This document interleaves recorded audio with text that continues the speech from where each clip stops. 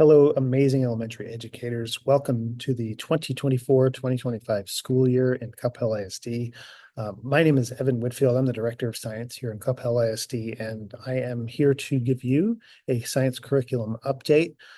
It's been a very busy couple of years in science, but in particular last year and into the summer, we've been very busy because we've had a brand new TEKS rollout for all grade levels and courses in high school, which is a big deal. And it's not just a small update; it's a total overhaul of those TEKs. So we'll talk a little about that.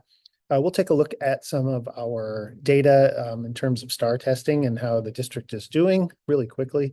And I'm going to go over basically an instructional model that you can use that kind of matches our science district resources that we're providing for you. Basically, at the end of the day, I'm hoping all the work that's been done and all the resources that we can provide sets you up for success in teaching science this school year. So let's get right into it. And we'll talk about that new TEKS rollout a little bit more. It's a significant overhaul in the TEKS. I was a part of the process actually where we were looking at the national standards and what other states and other countries are doing and trying to really get those Texas standards, those TEKS, to align a little bit better with that so that we can be competitive in terms of what our students are learning and when and how they come out when they graduate. So these TEKS take effect fully for all grade levels this year. We did roll out grades 3 and 6 last year, where they were fully over to the new TEKS already. The reason for that is because the STAR test and our third graders last year are going to be taking a STAR test in a couple of years that's based on these new TEKS. So we needed to make sure that they didn't miss anything and there were no gaps. So we had that all planned out, and those educators worked so hard to get ready in terms of curriculum writing and then actually implementing those standards. It was a great year. I'm confident that we're going to continue to do that in all the other grade levels. So what we have done for you is really an extensive amount of curriculum writing and preparing our district documents and everything for you, and also equipping you with some of those really great resources to help you with this transition and help you teach these new TEKS.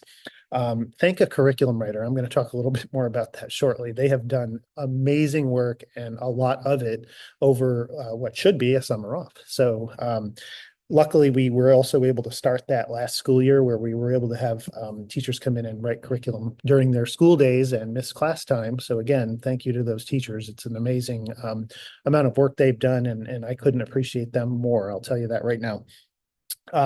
So the highlights of the new TEKS, a lot of the content is similar. However, we've added in a lot more language that suggests the kids should be doing a lot more. In other words, involving themselves with hands-on activities and manipulatives and things like that. Analyzing data and talking to each other and working in small groups, all that is really emphasized in the TEKS. And I've got a couple of examples. Some of those new TEKS are called the science and engineering practices. There's a whole section of those, several sections of those at each grade level. And those basically are the verbs behind what kids are doing when they are learning about science. So I included two examples there: asking questions, planning, and carrying out investigations. Huge parts of great science instruction and really what the real world is like eventually when these kids graduate and go into the working world. These are integrated all year long. So it's not something you just teach for the first few weeks of school. It would be boring and hard to do. These are just little pieces that are built into all of your lessons and units throughout the whole year, which is great. And again, it's just doing that science. And the way it's written in the state documents is they are testable. So what kids will see on STAR tests are questions that kind of ask them to think about and plan things or design things a little bit. So they would have to either fill in an open-ended question or manipulate and move things around. So there is a way to test those, and they will do that. The other big addition to all grade levels is these recurring themes and concepts. And again, it's another piece that's sort of integrated all year. You don't teach them all at once, and it would be awful to try to do that. But they are integrated slowly throughout each experience as the kids go through your class through the year. And if you look at some of these, it's super basic stuff that actually, what I love about these is they're cross-curricular, number one. So you can talk about these in ELAR time, you can talk about them in social studies time, you can talk about them in math time. It's really universal stuff that's not too complicated, but things like patterns, cause and effect, huge in science, but applicable everywhere. And these themes really just take what you teach at the beginning of the year and it ties it together with everything else that you do throughout the year and at the end of the year. It also ties into other content areas. It will also tie into different kinds of science. So life science and physical science and earth science have common connections and threads, and those are the recurring themes and concepts. So it's really kind of neat that these are TEKS. These are out there, and they're a part of not only a standalone TEK, but they are also blended kind of into the words of the content TEKs. If you ever want to take a look at those, it's pretty awesome. So I want to go back to our curriculum writers because it was a lot of work. I want to thank them directly and give them a shout out, props, a thank you. Again, they gave up a lot of their free time, a lot of their teaching time, and a lot of their summer time to make the dream come alive. And you can see every single grade level has had representation. So everything's been looked at, and some of the work, I mean, I was impressed. You'll be impressed. It's amazing.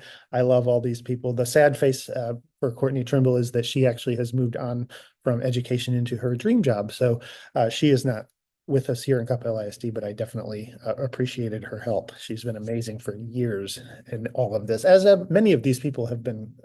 Several of these folks have written curriculum for many years in this district, and some just started out. It's a lot of fun. So I hope you all can lean on them, contact them. There's a lot of campuses represented there. Just reach out to them if you have a question about something. They're happy to answer it. They're very knowledgeable about what's been changed, and they're an ongoing resource just because they're amazing and knowledgeable. So thank you again, all of you. Real quick check on how we looked in our STAR data. 8th grade in biology is not a real focus of this video, but I wanted you to see that they're amazing. So congratulations to them. This is just a district level overview, so it's not campus specific, obviously. But what I did want to talk a little about is our 5th grade STAR exam that was given in the spring this past year, or this year. So this is a statewide issue, and we're not quite sure yet what that was, but everybody slid across the state. Every district, every campus saw some sort of fluctuation in their data. And so we're going to be looking at that actual test and the kinds of questions that were asked as I meet with, or we meet with you guys in your teams and PLCs. We will take a look at this and just kind of look at some of the TEKs that gave our kids the hardest time and some of the kinds of questions that might have given them a hard time, because we did see a significant slide in our high end scoring and an increase a little bit there in our low end scoring. So we'll fix this. Again, it was a statewide issue that really doesn't have a complete explanation yet, and it was kind of surprising, I think. So I'm going to take it with a grain of salt. We teach science here in Coppell ISD. We teach it well. Our kids love science, and it's one of the favorite parts of their day. We can use that to our advantage, and we will handle this and fix this, and it will be fine. So expect more information about that as you meet throughout the year with either me or other administrators or your learning coaches. We'll talk through this, and we'll kind of show you what we think went wrong in terms of the test itself, but also where are some areas we can really focus on to help our kids be better prepared. And again, that 5th grade test is a 3rd, 4th, and 5th grade test. So things that they learned in 3rd grade and 4th grade are on there. So we have to, maybe some of the things they're struggling with occurred in those grade levels. So we definitely want to pin that down, and we will. So like I said, expect to hear more about that as we go forward. For purposes of instruction and how it looks around the district, really science is supposed to be 60 minutes all day, every day of the week. I realize that sometimes doesn't work. It's elementary school, especially things happen and we have to move things and pivot on a dime. But as long as you're meeting kind of that total throughout the week, that's fine. We just want to make sure that those kids have a little science time as much as possible every day. If not, we might have to shift it to one day or another day, a little bit more on some days, but still just having that experience. Um, they love it. I mean, they love science. They love all the crazy stuff we do and the messes that we make and the videos that we watch and the experiments that we do. Those are important things. And really just I am only going to emphasize here that for our littlest kids, it's basically just playing with purpose, like getting stuff out, letting them play around with it, letting them make observations and talk to each other and talk to you and record their thinking, all that. That's all hands-on, simple play, but has purpose. So that is supposed to be about 80% of your time when you're looking at our littlest kids in pre-K through first grade. In second and third, you're obviously seeing a little bit more complexity and a little more content there. So it does drop down to 60% and then to 50% in fourth and fifth grade. So as we get more complex and on the topics, they may need to be doing more kind of direct learning and research and things like that. So still, that's a huge chunk of time where the kids should actually be doing science, which means they're executing those science and engineering practices that we talked about. They're engaging with hands-on activities, collaborating, recording, thinking, analyzing their experiments and looking at results like that. So there's so much that they can be doing that's considered hands-on that really is just time that they're spending doing the science. So they love it, and give them the chance to do that, and they will thrive and learn and do all the things that we need them to do because they're playing and they're having fun with purpose. On that note, all of that is a lot, and all the TEKs are a lot, and all the science and engineering practices, recurring themes, all that stuff is a lot. So what I actually have done is created this is like a poster, a one-pager that you can actually print and have with you if you want. I'm sharing it with you. I'm sharing it with your learning coaches and your administrators. It's out there for you. Basically, it's a genially created thing. So what you will see in this slideshow is a link that takes you right to this, and it's not a slide. It's actually the original material. And when you do that, what you're going to see is this thing is interactive. So you can hold your mouse over a picture or any part of this diagram, and it'll tell you essentially what the kids and what the educator are doing during this part of a science lesson. But I want to start out by saying, we say teaching science in 3D. What the heck does that even mean? Well, it's related to our new TEKs that we were just talking about. So 3 dimensions. The 3 dimensions are what you see in the middle of our diagram here. That's the core ideas, like your content that you're teaching, the topics that you have. And then just what we said earlier, the science and engineering practices and the recurring themes and concepts, those are your 3 dimensions. If you're doing those 3 things, you're teaching science in 3 dimensions, and it's that easy. It's not new or really complicated. It's just sort of a blend of teaching content while letting the kids do something, do the science, and make connections. And that's what the recurring themes and concepts are all about. So again, you can hover over what are core ideas. Say, well, there's your TEKs essentially, or your other learning standards. This can include ELPs and things like that. Your engineering, science and engineering practices, there they are. That's literally the list of what the kids would be doing if they're doing science and engineering practices. And it's really actually a lot of fun. These are really cool, fun things to do in any class, let alone science. There are your recurring themes and concepts. So it's all listed for you just by hovering over it. So around the outside of this diagram, notice there are no arrows. There's not a direct necessarily pathway that you have to go here. Usually you're going to start anything, whether it's the beginning of a unit or even the beginning of your day or your science period, your time with them, with an engage piece, something that gets them really excited and wanting to learn the thing that you're going to talk about that day.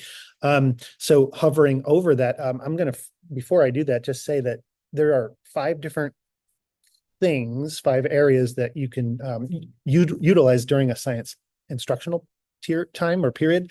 And there are the 5 E's. Notice they all start with E. That is an old school model of science instruction that still works and is still relevant and pretty much the gold standard of science instruction even today. And it was developed quite a while ago, so it's not new. But what I'm doing here is giving you, well, what is this thing? I mean, it's out there. It's what people say we should be teaching, but how do you do that? I want to give you the how. I want to show you the things that happen during each stage of a 5E model. So, or lesson.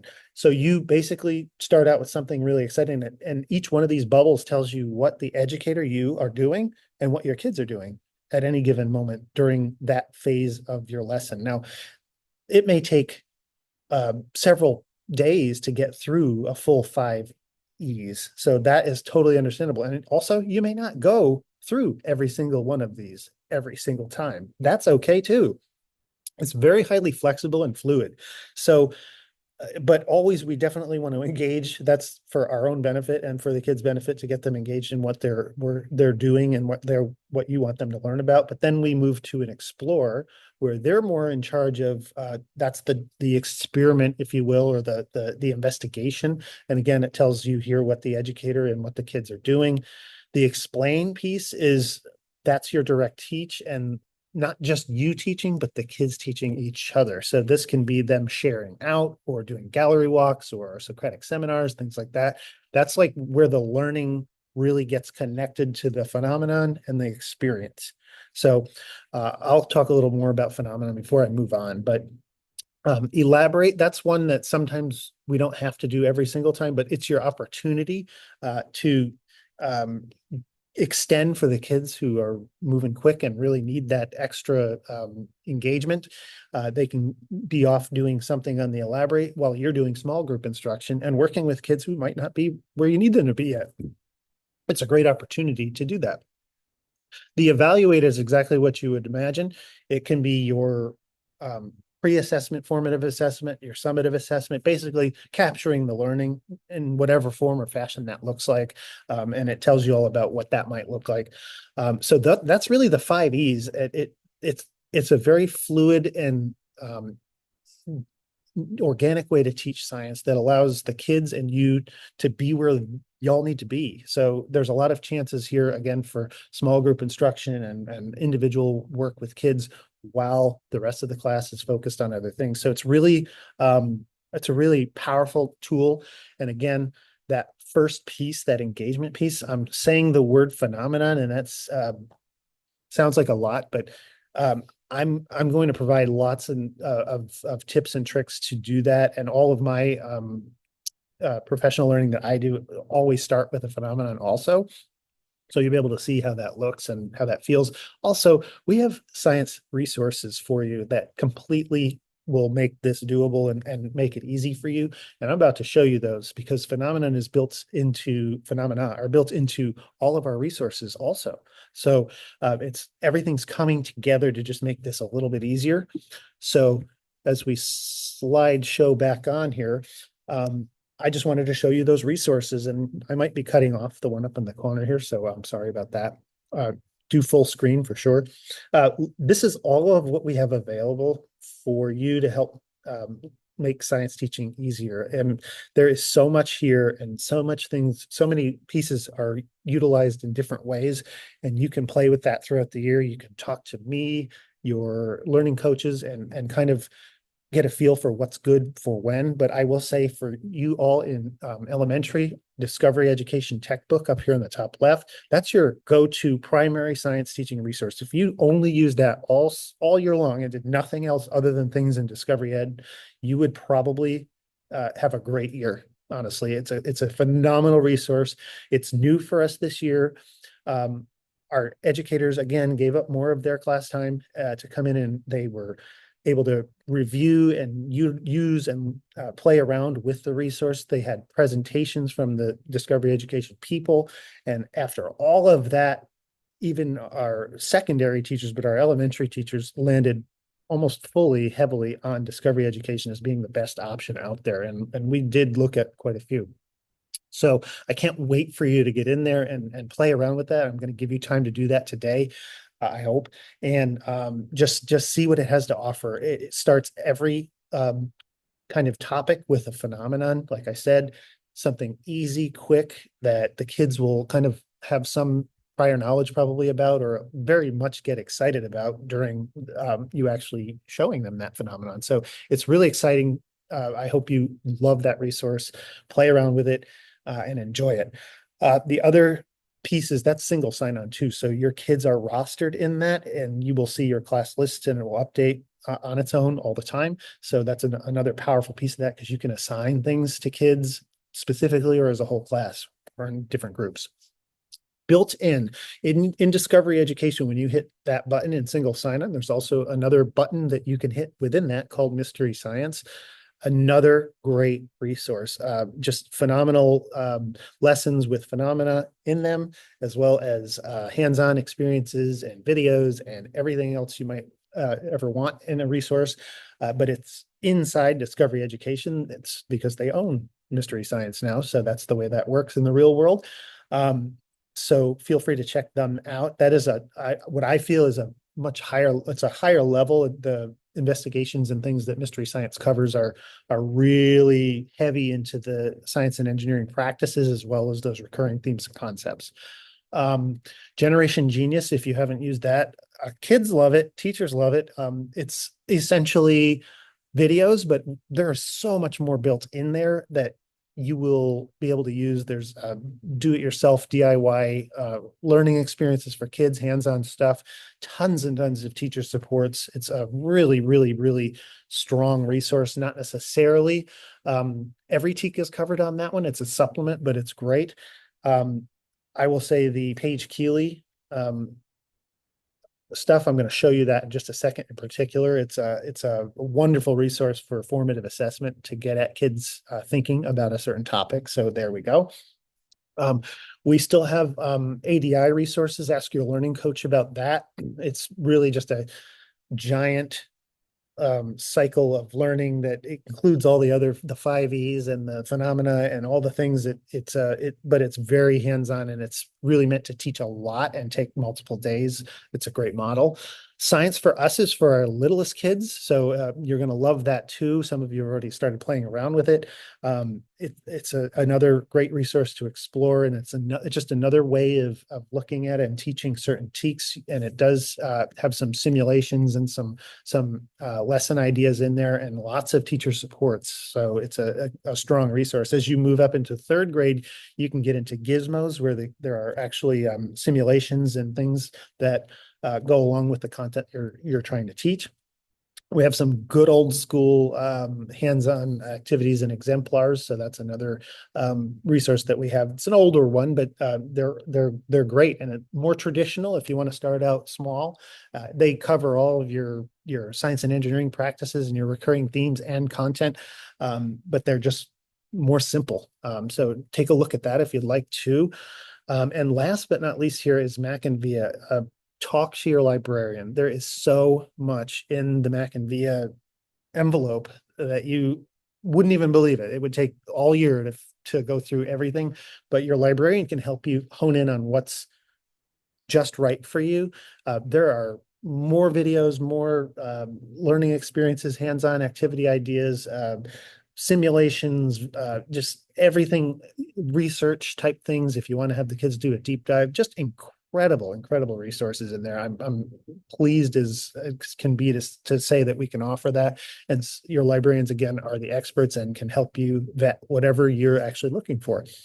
The last thing I wanted to say for my folks who are DLI, or even if you're not DLI and you need to support an emerging bilingual, the stars on here represent things that are very strong in Spanish content. So Discovery Education, our prime resource, is fantastic. It is the most superior Spanish equivalent that I've seen in any resource. They have, for their videos, they'll actually have different native speaking actors for the videos. It's at that level. So along with all the normal, like the subtitles and things like that, it's just fantastic, as well as Mystery Science. Same. Generation Genius has it's okay Spanish. It's got your subtitles and it's dubbed over so that you'll hear Spanish speaking, but it's just the video that's been dubbed over. So that's a little less great than Discovery Ed. Paige Keeley, many of those assessments have been translated already. If you find one that you want translated, reach out to me or your director of EB programs and DLI, or your learning coach, and we can get that to happen for you. So again, the Spanish components to some of our resources have really gotten up to where they need to be. And I'm really excited to be able to offer that to our DLI folks, as well as anybody with an emerging bilingual, especially in the Spanish world.